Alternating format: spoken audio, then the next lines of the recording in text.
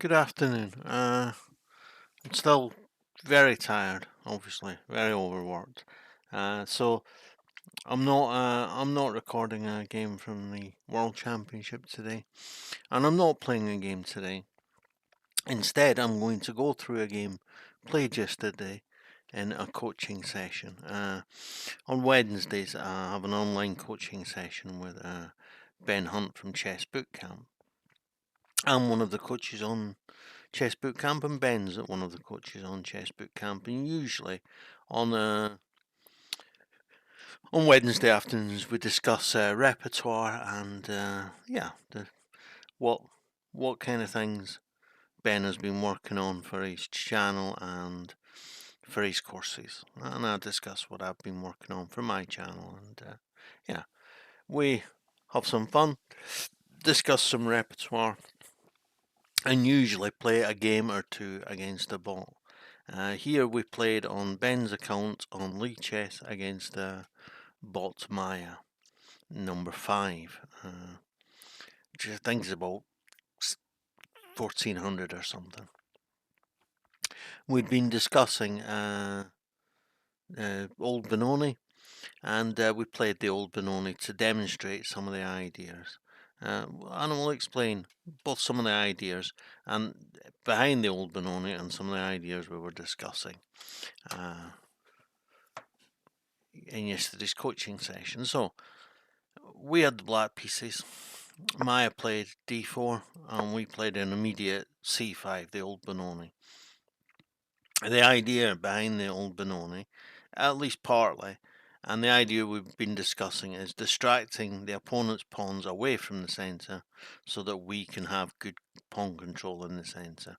And the idea is that white is going to take this pawn, and then we're going to have more pawns in the centre, a stronger centre. But what happens when you play a game of chess? Well, Maya plays like a human, so what happens when you play a game of chess? You have your own brilliant little plan, you sit down, you start to play, and the idiot on the other side of the board does something different. And it isn't particularly good here, because it has to be taken by the queen if he wants it back. But no, he decides he's going to take it with a pawn. Well, that's great. He can take it with a knight. And this gives me an extra pawn in the centre, and I know I haven't even given up a central pawn to get rid of the central pawn from white. I have actually more pawns in the centre, so it's great. Bit like a weird kind of offset Grunfeld, this. Grunfeld, whatever. So he comes out with his knight, and the knight is pinned immediately, of course. The bishop comes to e2. Now I could play the bishop masks the queen's sight of e5. I could play d5 now and go for a swap off and have these pawns as hanging pawns immediately. But I prefer a little bit of development first. Then he puts the question to me, do I want to take the knight or not? And I say no thanks. I want to keep that bishop. Why do I want to keep that bishop? One of the ideas behind the Benoni, particularly Old Benoni, is that black gets really good control over the dark squares. I can't keep that good control over the dark squares if I swap off my bishops and don't have pawns on dark colour squares.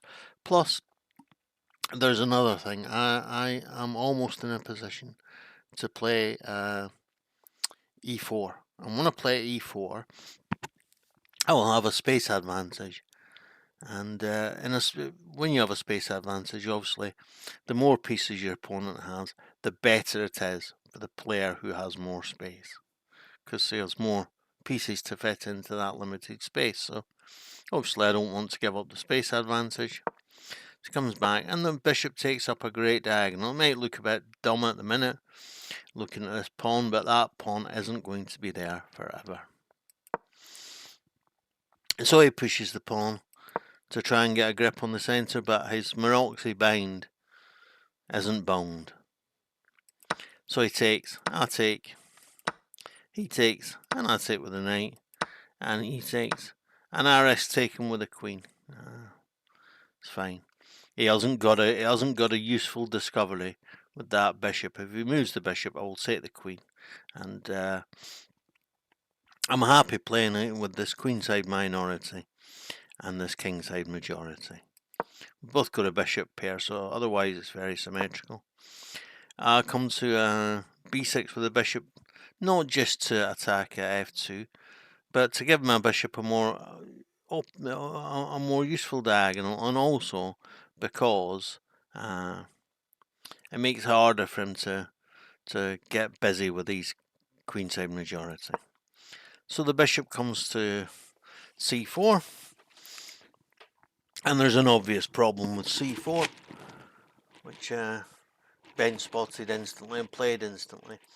We have an agreement when we play these bot games, Ben and I. He agrees that he will try to listen to everything I say before making his move, and I agree to try not to have apoplexy when he makes his move, when I've only half finished saying so. Saying, oh, maybe we should take the, and then poof, he's taken the before I've got to say the other pawn or whatever. And, I try not to have apoplexy. He tries to, but he's an attacking, aggressive player, and it is the correct move, of course, to take the pawn on g2.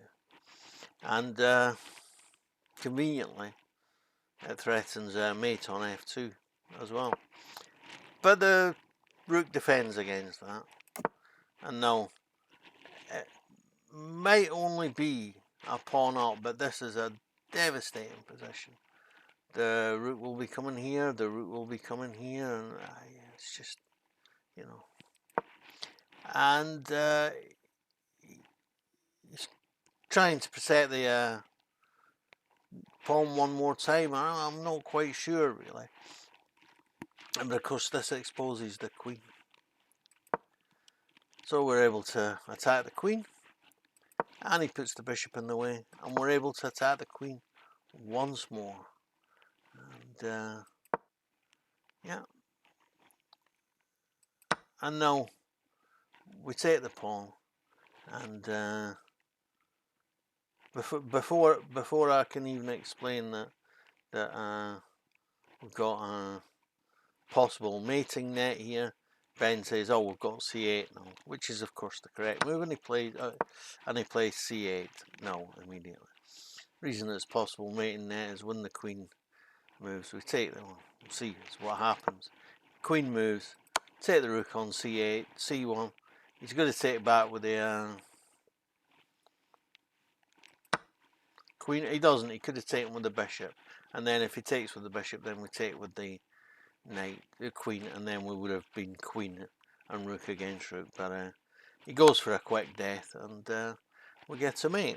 And this illustrates some of the ideas behind playing the Old Benoni, and also illustrates the more human way that Botmaya plays on Lichess. The kind of mistakes it makes are human kind of mistakes, and it does fairly accurately represent the level of chess it claims to have. So yeah, so 22 moves, a little miniature in the Old Benoni. I know when you start off with opponent plays d4 and you play c5 for your first move, it doesn't look particularly like an attacking opening, but it doesn't take much carelessness from the opponent to transform it into wonderful attacking opportunities, and it doesn't actually take much